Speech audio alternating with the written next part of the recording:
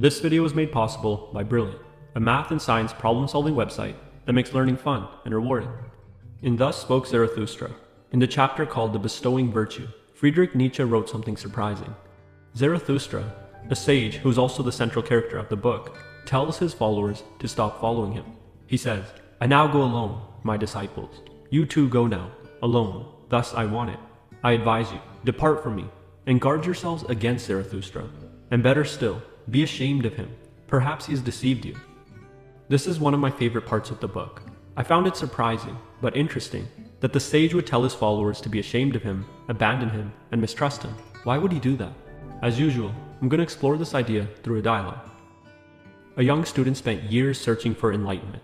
He traveled across many countries and lived among various groups of ascetics, but after years of searching, he found his quest to be fruitless. Finally, he gave up and decided to work on a farm. The farmer he worked with was a simple man. He didn't talk much, but when he did, he enjoyed a good philosophical debate with the student. At first, the student was open to debate, doubting much of what the farmer said, thinking he was similar to the other ascetics that the student had met in the past. But after some time, the young student sensed an immense wisdom and tranquility inside the farmer. He started to agree with the farmer more and more. The student's desire for enlightenment had returned, and so the student worked with the farmer for months, absorbing his knowledge. Eventually, the farmer noticed that the student had stopped debating with him, and the following conversation ensued. "Farmer, I think it's time for you to leave." Student, "Leave? Why?" "Listen, when you first arrived here, we had many things to teach one another. We grew together and learned from each other. Your mind was inquisitive, but recently, you've begun to believe everything I say. You've gone from an inquirer to a believer, and I won't let you do that to yourself or to me. We're both better off if you leave. But I came seeking the truth, and I found it in you. The truth. You're lost, kid. Why would you send me away like this? How can you do that to me? Let me show you something. Take a look at this map. What do you see? I see our farm, the river nearby, and the mountains. No, you see an image of our farm, the river nearby, and the mountains, not the things themselves. Now tell me, what can you learn from this map?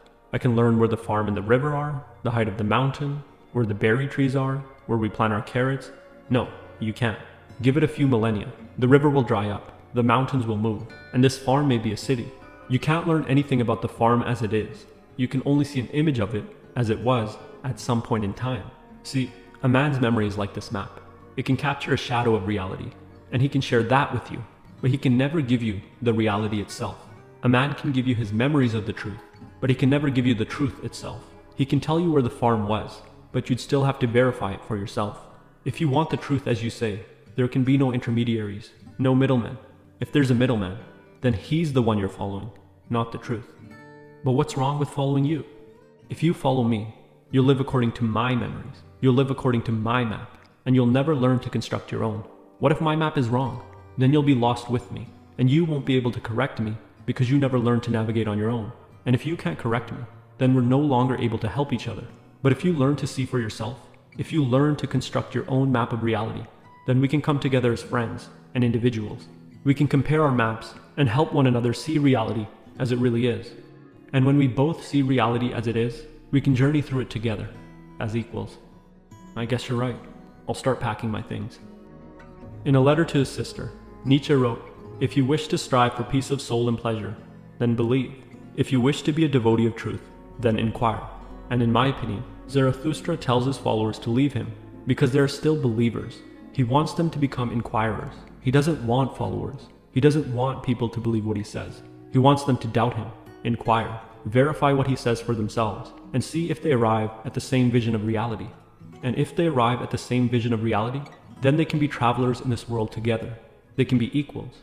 But if they simply believe what he says, then they become followers. Followers learn to follow someone else's map, and by doing so, they lose a direct connection to reality. And if they lose a direct connection to reality, we all lose the value that comes from their own unique perspective.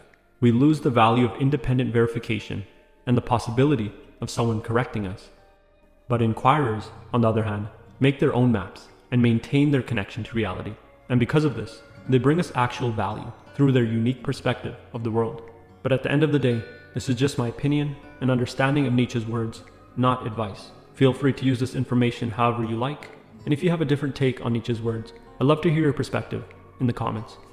And if you're looking for a fun way to improve your understanding of the world, I recommend checking out this week's sponsor, Brilliant. You may have heard me mention Brilliant before and how they help you learn science, technology, engineering, or mathematics, but they recently took the interactivity on their platform to a whole new level. Check out this example from their newest course, Scientific Thinking. You can change the size of the top ball, drag and drop the stack, and visually learn about how motion works. Brilliant is an interactive learning platform built off a very simple yet effective principle. You learn best while solving problems in real time. Brilliant starts you off with simple problems, but they increase in difficulty bit by bit until, before you even realize it, you've learned a fundamental concept in logic, science, math, or computer science.